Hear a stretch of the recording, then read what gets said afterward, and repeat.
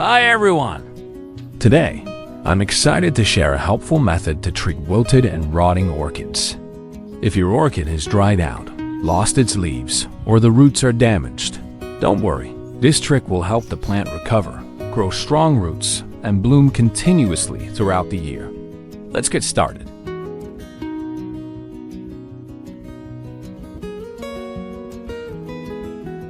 The orchid shows clear signs of waterlogging stress.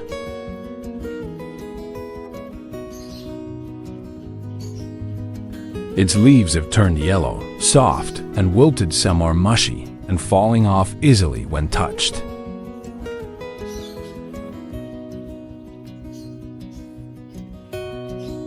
The rotting leaves appear yellow and translucent, especially around the base.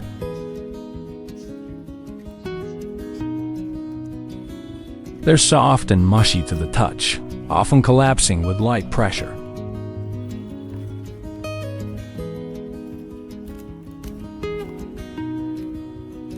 The rotting roots are typically brown to black, soft, and mushy. Let's cut open the plastic orchid pot and take a closer look at the root system inside to see how the roots are doing.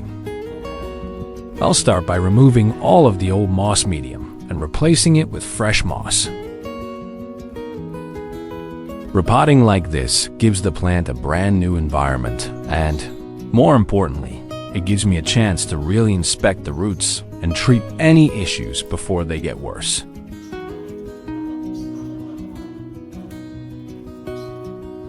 Moss is great for retaining moisture, which orchids love, but over time, it starts to break down.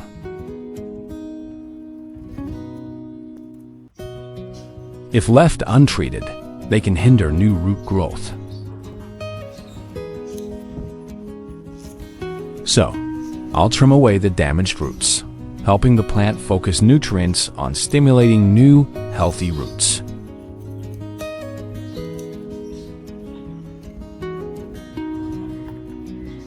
Trimming old, worn-out roots not only relieves the plant from supporting weak roots, but also encourages stronger new ones.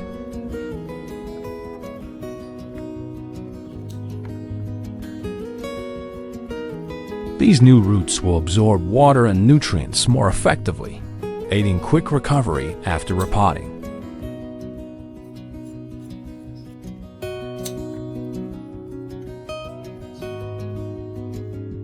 Next, I'll rinse the plant under running water.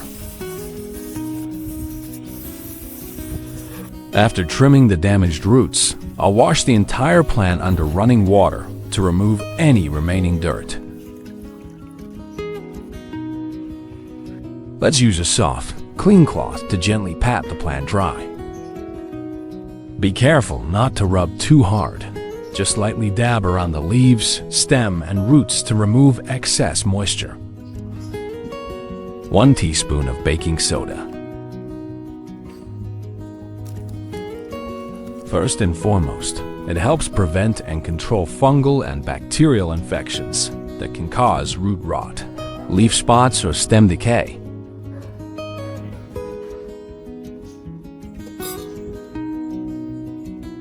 Pour 1,000 milliliters of water.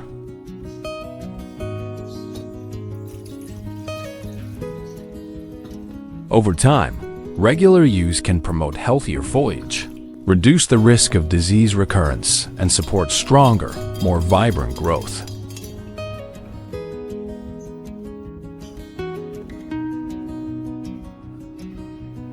We'll submerge the plant completely in the diluted baking soda solution.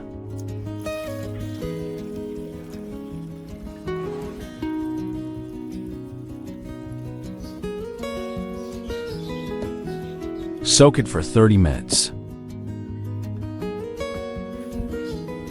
Use coconut water. Coconut water is rich in natural hormones like cytokines, vitamins, and minerals, which stimulate cell division and promote strong root and shoot growth in orchids. Use 100 milliliters of coconut water.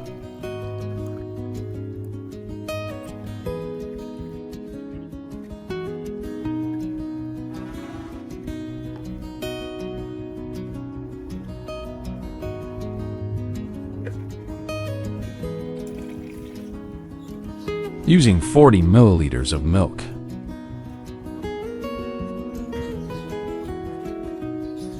Milk provides a gentle dose of calcium, protein, and beneficial enzymes that support orchid health.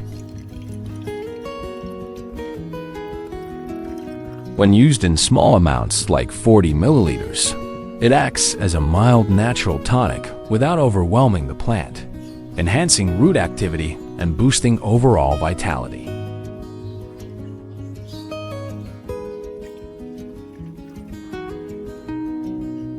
Dilute the mixture with 2,000 milliliters of clean water. This prevents any risk of leaf burn, mold, or residue buildup while still delivering the nutrients. The diluted solution provides just enough calcium and enzymes to support healthy leaf development. Soak it for 30 minutes. After soaking the plant in the baking soda solution for 30 minutes, we'll take the plant out and prepare for the next step, soaking it in a nutrient-rich solution made from milk and coconut water.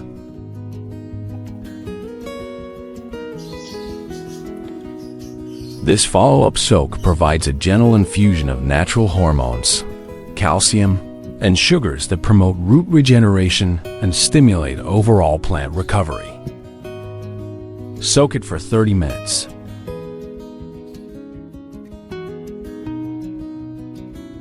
After 30 minutes, we'll take the plant out of the milk and coconut water solution and let it drain thoroughly.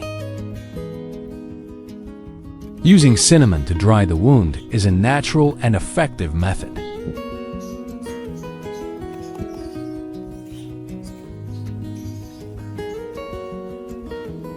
Cinnamon has strong antifungal and antibacterial properties, which help prevent infections in the wounded area of the plant. When applied to a fresh cut or damaged root stem, it acts as a protective barrier, speeds up drying, and reduces the risk of rot or fungal attack, especially useful when propagating or repotting orchids and other sensitive plants.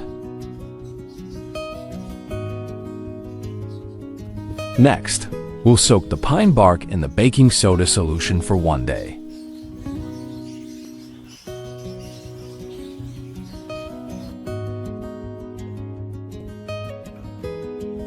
After 1 day, we'll take the pine bark out and let it drain.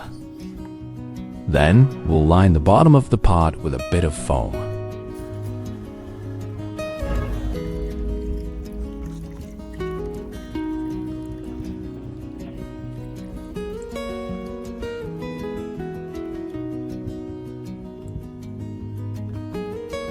Using pine bark for planting is actually a great idea, especially for orchids.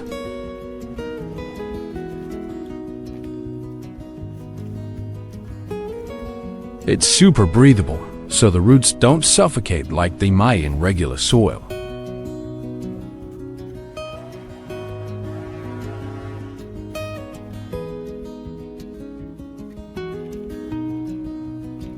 Basically, it creates a healthy, airy space for the roots to grow strong and stay clean. It's one of those things that just works really well for plants that need a bit more air and a bit less water.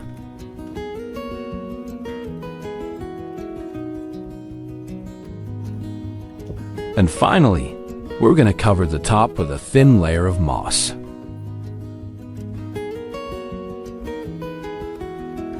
This step might seem simple, but it actually does a lot for the plant.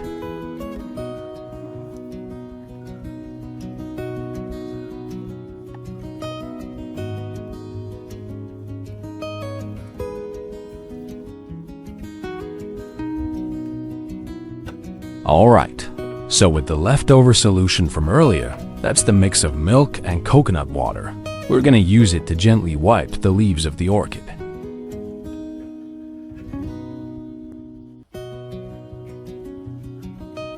This combo is actually super rich in natural minerals like calcium, potassium, and magnesium.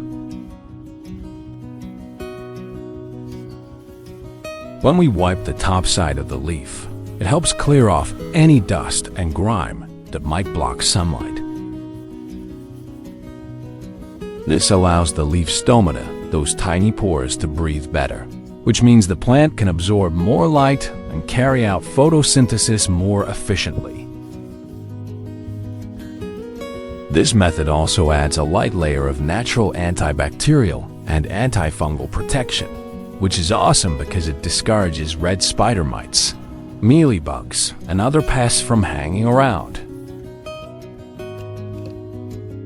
So next, we're going to take that same milk and coconut water solution and put it into a fine mist spray bottle.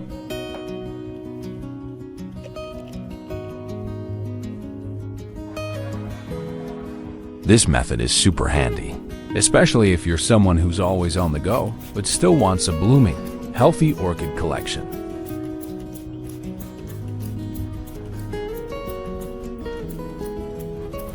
You'll want to avoid spraying directly on blooms or buds though, since moisture sitting on petals can lead to rot.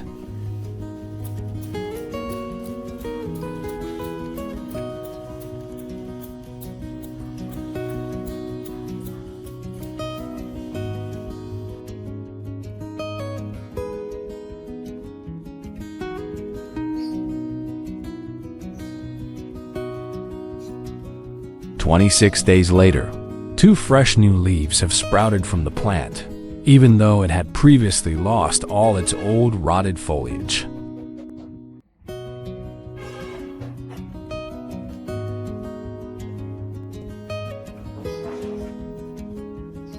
Now let's take a look at the roots.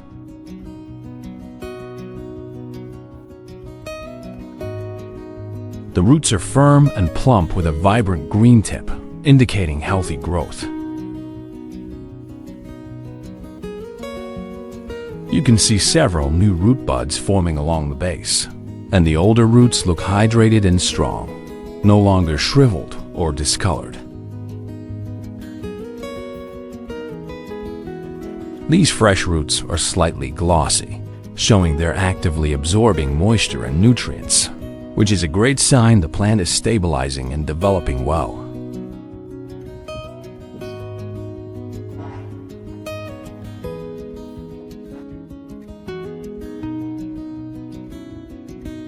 After 45 days, the leaves are a deep, rich green, firm, glossy, and visibly stronger. They've thickened and now stand upright with confidence, showing that the plant is fully recovering. The sheen on the surface is a good sign of healthy cuticle development, and the color shift from pale or yellowish tones to this vibrant green tells us the orchid is now well nourished and actively photosynthesizing.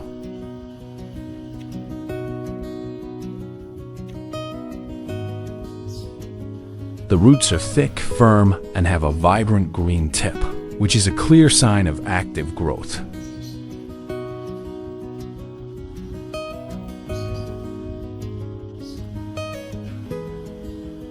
You can see new root shoots emerging from the base, and they're reaching outward confidently.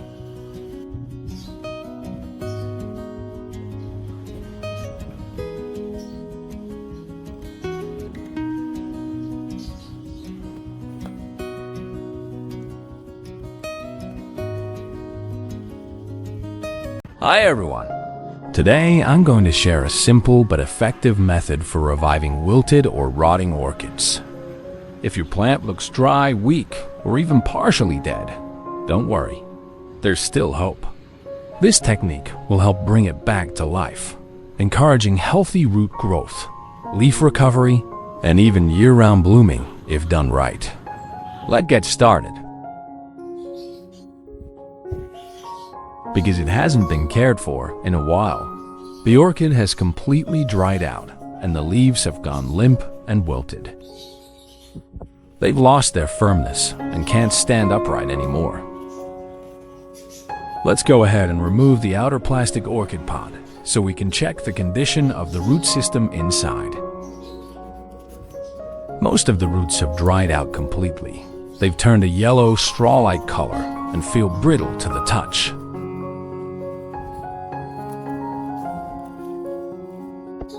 We're going to trim away all the dry, dead roots. Removing these lifeless parts helps prevent rot from spreading. We'll also remove any leaves that are rotting, mushy, or torn. These damaged parts can become entry points for bacteria or fungi, and keeping them on the plant only slows down recovery. We're now going to place the orchid into a container and let it soak in water, fully submerging the root area. This step allows the plant to slowly rehydrate, helping it absorb moisture back into the stems and leaf bases. Since the orchid is dehydrated, this soaking process is essential. It gives the plant a chance to regain strength before we move on to the next recovery steps.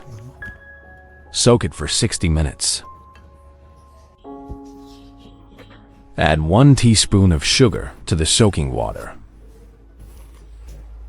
The sugar acts as a quick energy source, helping to stimulate the orchid cells and encourage metabolic activity. Pour 1,000 milliliters of water.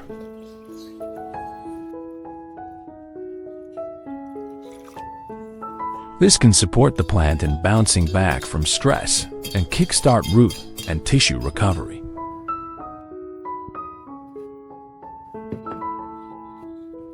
Add 1 teaspoon of dry yeast to the water as well. Yeast is rich in B vitamins and natural growth stimulants, which can help boost root development and support cell regeneration.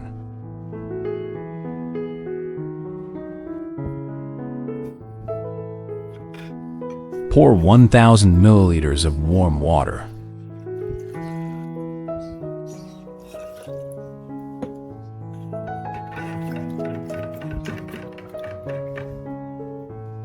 Soak it for 60 minutes.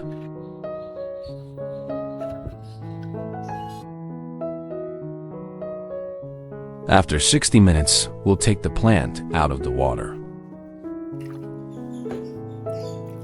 While we're at it, go ahead and gently rinse the entire plant to remove any remaining dirt, old residue, or loosened dead tissue. Let's use a soft cloth to gently dry the plant. Be careful around the base and any sensitive areas. Our goal is just to remove excess moisture without damaging the tissues.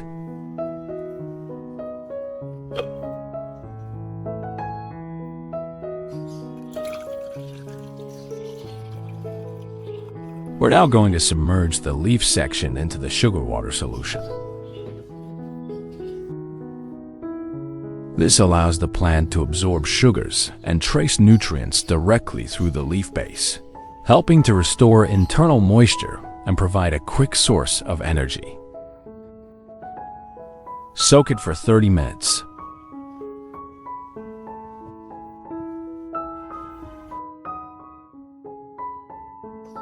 After 30 minutes of soaking in the sugar water, the plant has absorbed enough nutrients and moisture, so we'll go ahead and take it out now.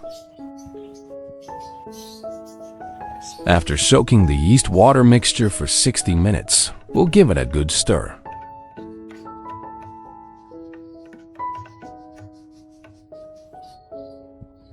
Now we'll combine the yeast water with the sugar water. Mixing these two solutions creates a powerful nutrient blend that's rich in natural growth stimulants, B vitamins, and simple sugars.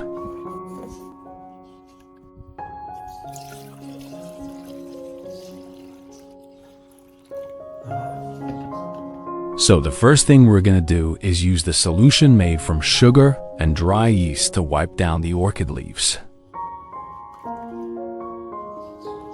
Sugar provides a quick source of energy, and yeast is packed with B vitamins and amino acids. Together, they create a kind of natural tonic that helps stimulate recovery, improve leaf texture, and even encourage new root growth over time.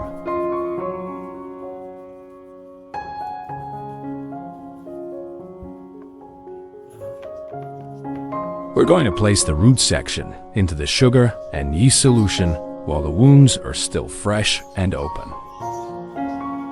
At this stage, the exposed tissue is more receptive and can easily absorb the nutrients from the mixture.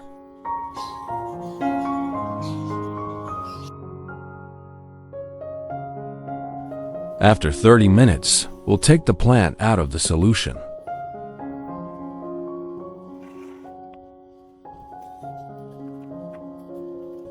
We're going to dip a piece of cotton into the nutrient solution and wrap it gently around the flower spike. This method helps keep the area moist and nourished, creating the right environment for keiki. At this stage, we're going to use ground cinnamon to treat the open wounds on the orchid.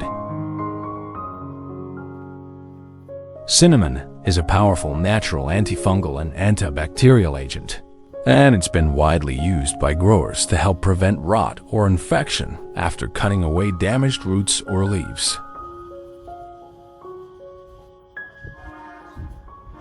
We'll use the remaining solution to soak the pine bark.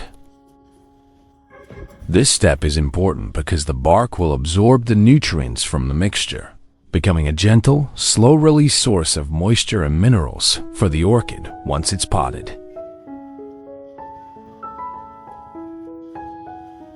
Rest for a full day.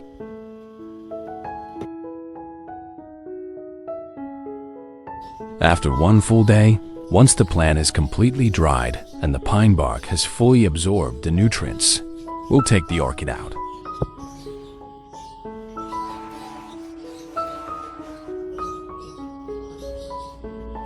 Remember to place a layer of foam at the bottom of the pot before planting.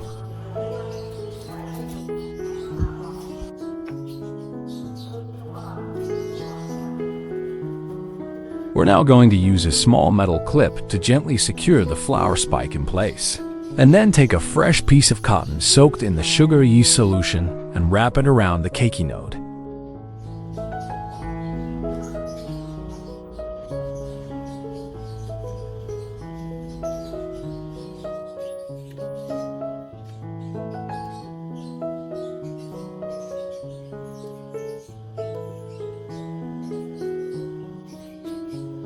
Let's take the pine bark out of the solution and let it drain thoroughly.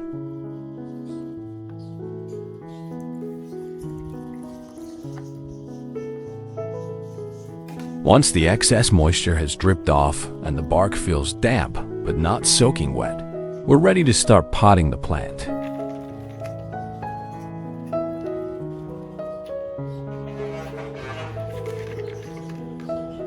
The pine bark itself is a great growing medium because it provides excellent airflow, drains well, and mimics the orchid's natural environment.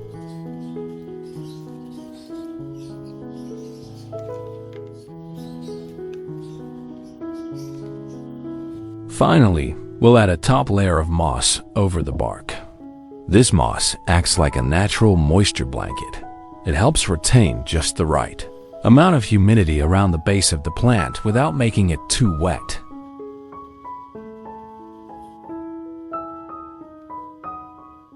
This is especially useful for newly recovering orchids, as it keeps the root zone moist and encourages steady, gentle hydration.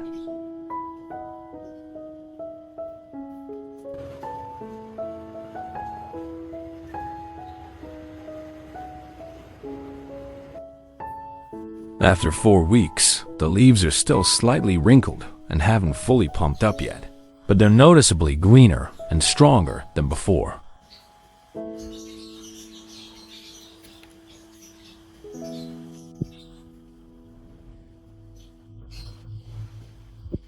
The roots have grown longer and look much stronger now. You can see they're firm, plump, and have that healthy silvery green color typical of actively growing orchid roots.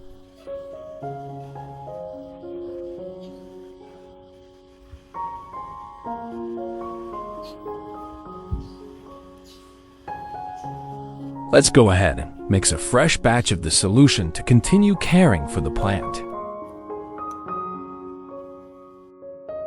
Since the orchid is still in recovery mode, consistent support from a gentle, nutrient-rich mix like this will help maintain root activity, improve leaf texture, and encourage future growth.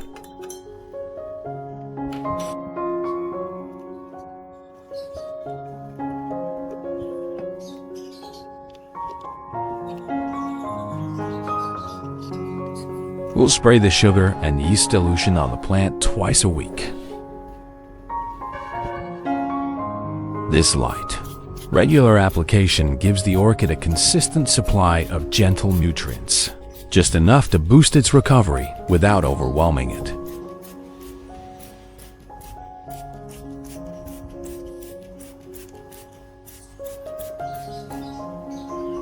We're going to give the orchid a deep, thorough watering to help stimulate the root system. This kind of soaking encourages the roots to actively search for moisture, promoting stronger, deeper growth.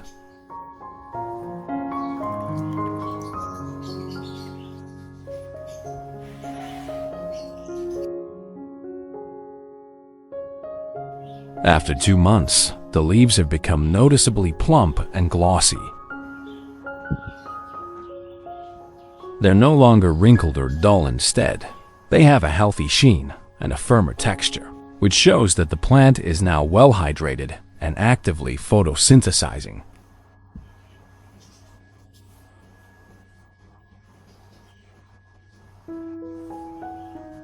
The flower spike where we applied the keiki treatment has successfully started to grow a baby plant. Our keiki has formed. You can already see tiny leaves and early root nubs beginning to develop. The roots of the keiki are starting to develop nicely thick, firm, and slightly green at the tips, which is a great sign of active growth. These young roots are still short, but already show strong potential, meaning they're healthy and capable of absorbing moisture and nutrients once planted.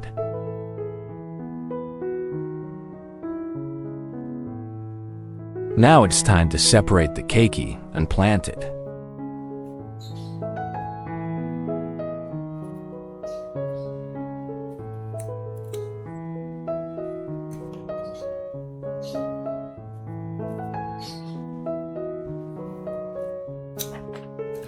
Don't forget to use cinnamon to dry the wound after separating the keiki.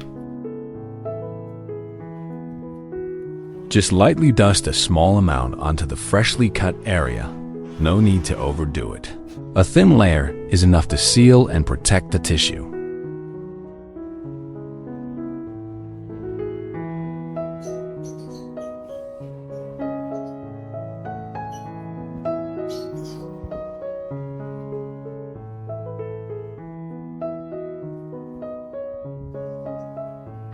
Now let's pot the keiki. We'll place it into its own small cup or container to allow it to grow independently.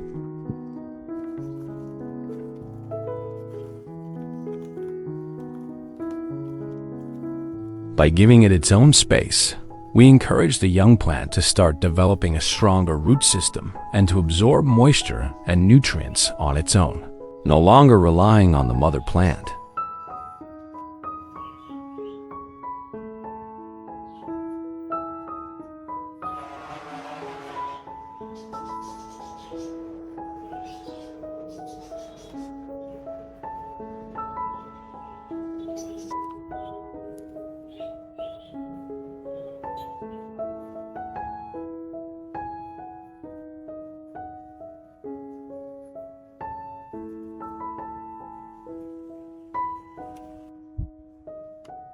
Let's give the newly potted keiki a gentle misting. A light spray of water around the roots and leaves helps ease the transition into its new environment. Do you have an orchid that's blooming beautifully, but you're not sure how to propagate it? And then you just let the flowers wilt and rot? not knowing what to do next and end up throwing it away like this.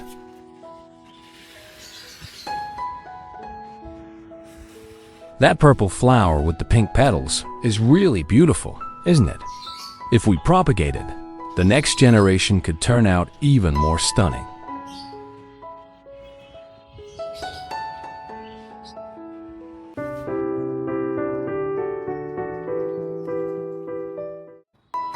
Let's cut the flower spike and take a closer look. Maybe there's a healthy node we can care for and grow into a new plant.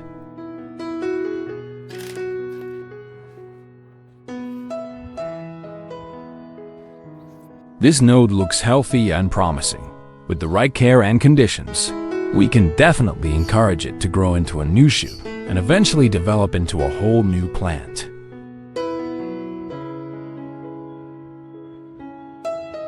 We'll cut off the flower so we can propagate the plant.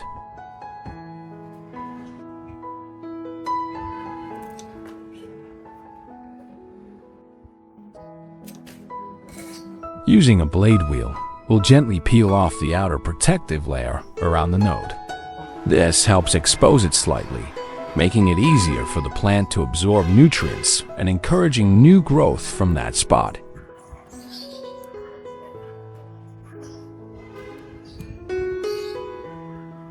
We'll gently peel off the membrane, just carefully, so we don't damage the flower node underneath.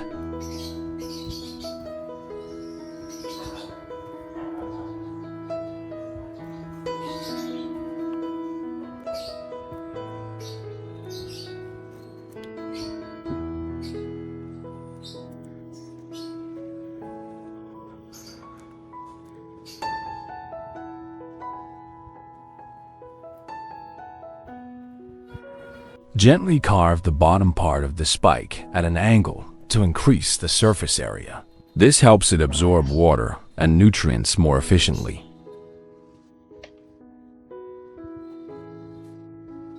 We'll trim the top part into smaller pieces to prevent moisture loss and to protect it from insect or bacterial intrusion.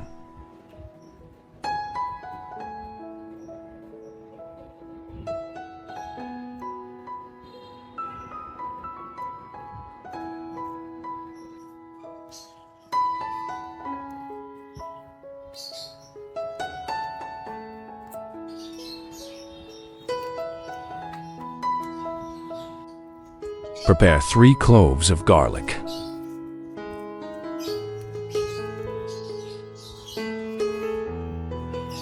Peel the garlic cloves.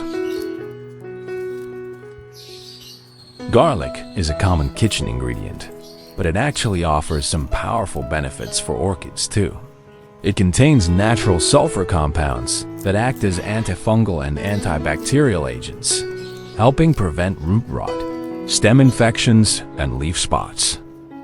Chop the garlic into small pieces.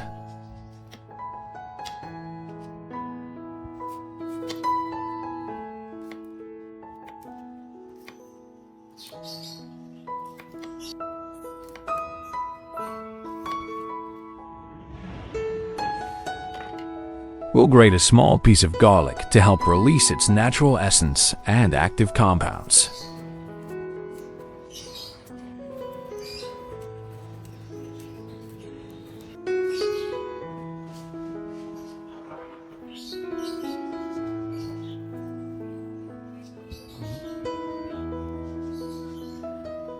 We'll use the freshly grated garlic to apply directly onto the open wounds of the orchid spike and the node.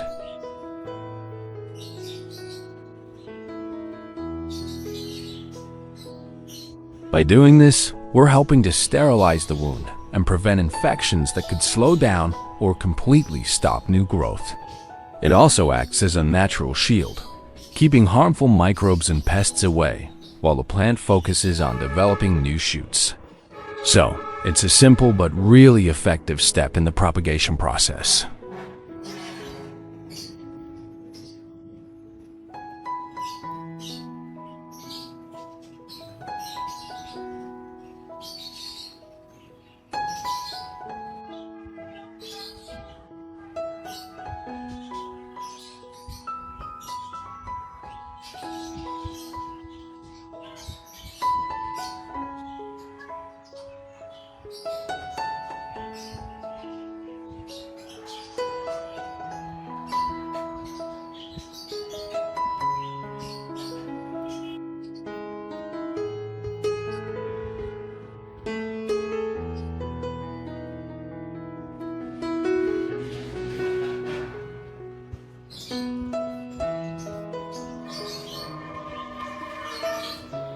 Put it into the jar.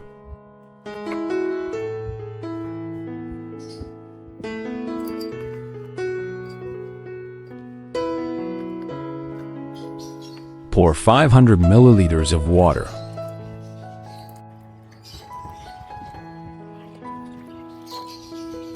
Stir the solution. Soak it for 30 minutes. Go ahead and prepare 1 sweet potato.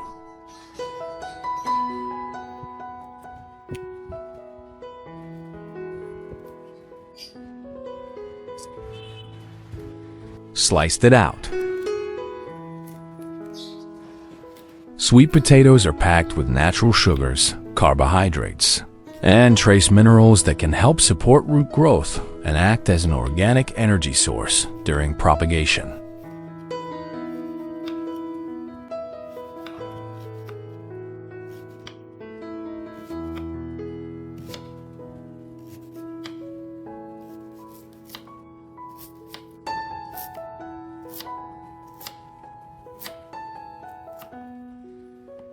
Slice the sweet potato into very small pieces.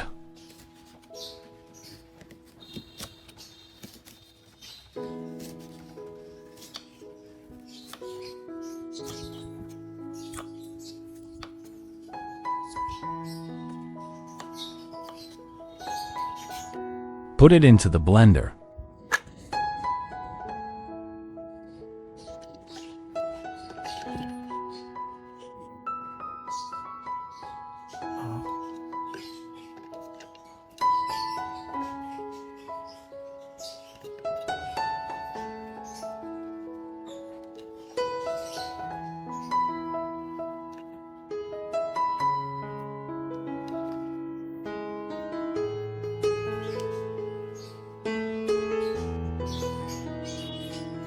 Pour 500 milliliters of water.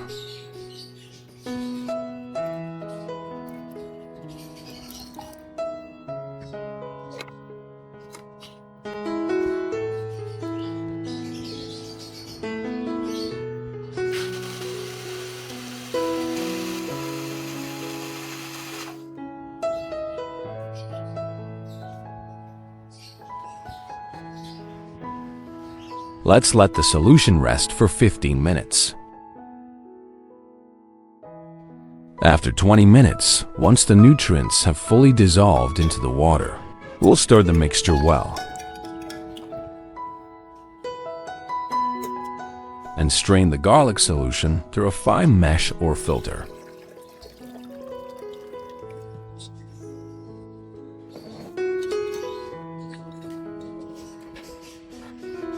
Stir the solution.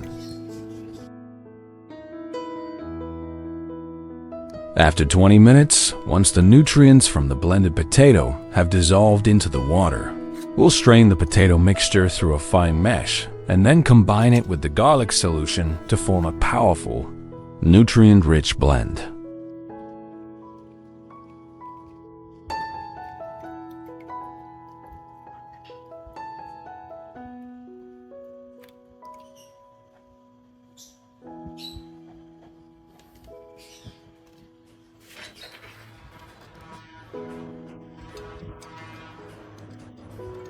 Sweet potatoes are surprisingly beneficial, not just for orchids, but for other plants too.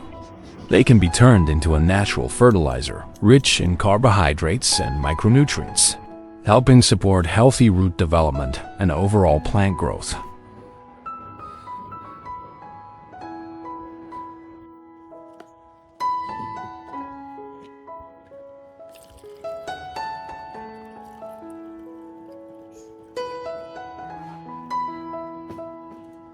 We'll place our flower spike into the garlic and sweet potato solution and let it soak. This step helps disinfect the spike, preventing bacterial or fungal infections, especially at the cut surfaces.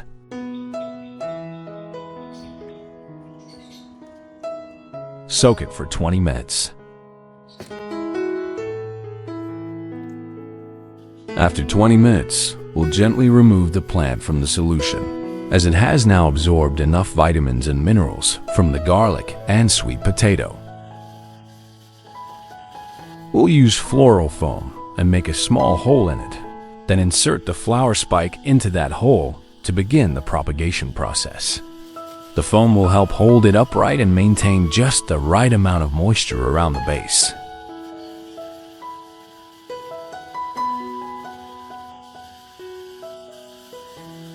We'll add a small amount of mineral water to create a moist environment that supports root development. Just a little is enough. We don't want the foam to be soaked, only slightly damp to avoid rot while still encouraging new root growth.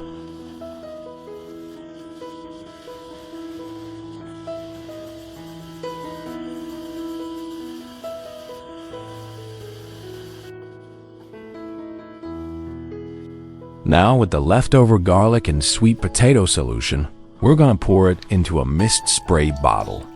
This method is super handy, especially for those of you who have a tight schedule but still want your orchids to thrive without skipping care.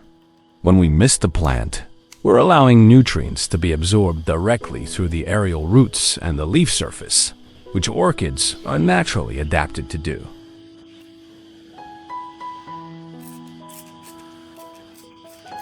You can do this misting once a week.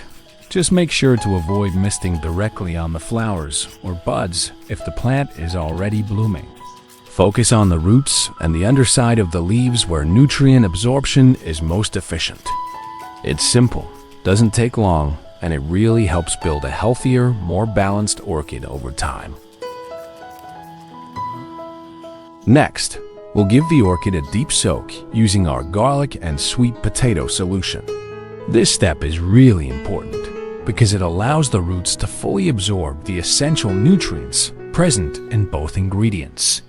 Garlic provides natural antimicrobial compounds like allicin, which help protect the roots from fungal and bacterial infections. This full soak should be done around 3 times every 2 weeks, depending on your plant's condition and weather.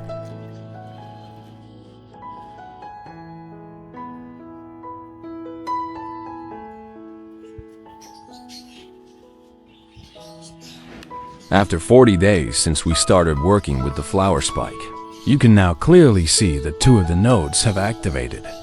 Each one is pushing out fresh, bright green baby leaves, soft, tender, and slightly translucent at the tips, which is a great sign of healthy cell development.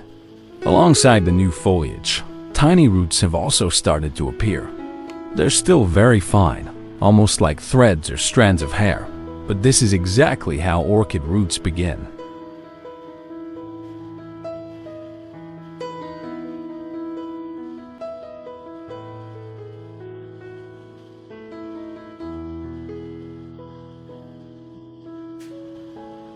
We'll add a small amount of water into the propagation cup and continue the rooting process. Keeping just enough moisture helps maintain humidity around the nodes, encouraging steady root and leaf development without causing rot.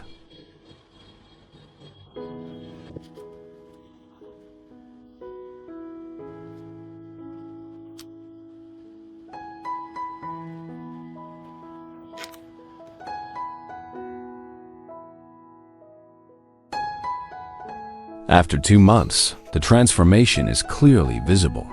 The new leaves have grown noticeably larger, with a richer green color and a firmer, more structured texture. As for the roots, they've developed from thin, hair-like strands into longer, thicker structures. You can see the silvery coating starting to form, which is a protective layer called velamen, typical of healthy orchid roots.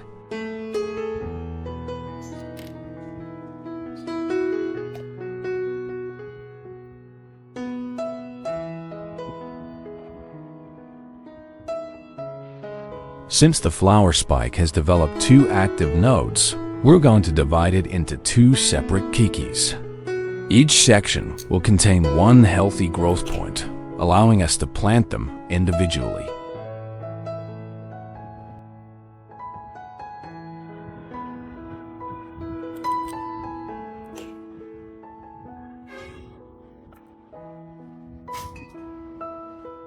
We'll use cinnamon powder to seal the cut surfaces. This helps dry out the wounds quickly and acts as a natural antifungal and antibacterial agent. By doing this, we significantly reduce the risk of infection or rot developing at the fresh cuts.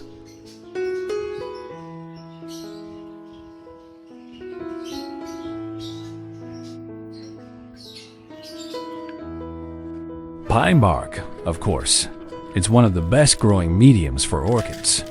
It provides excellent aeration, which orchids absolutely need, since their roots require more airflow than typical plants.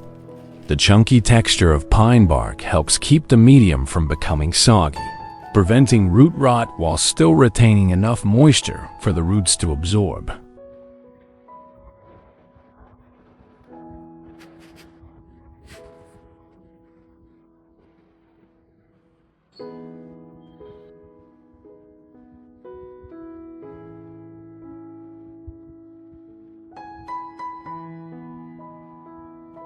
We'll apply a thin layer of moss which is retaining moisture over the entire root system.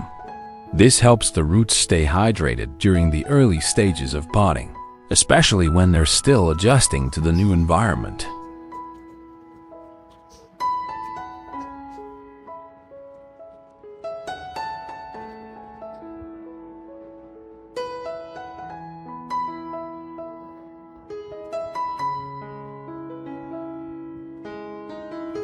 We'll do the same with the other flower spike and its remaining node. Be gentle while handling it, and just like before, give it a bit of moisture. Not too much, just enough to create a slightly humid environment. This gentle humidity helps the cutting adjust to its new setting, encourage the node to stay active, and reduces stress during the transition. It's a small step, but it makes a big difference in helping the plant adapt and begin the rooting process smoothly. And that's it for today's orchid care update. Thanks so much for watching and joining me on this journey to healthier, stronger plants. If you found this helpful, don't forget to like, subscribe, and hit that notification bell so you never miss a tip. Drop a comment below to share your own orchid stories or questions. I love hearing from you.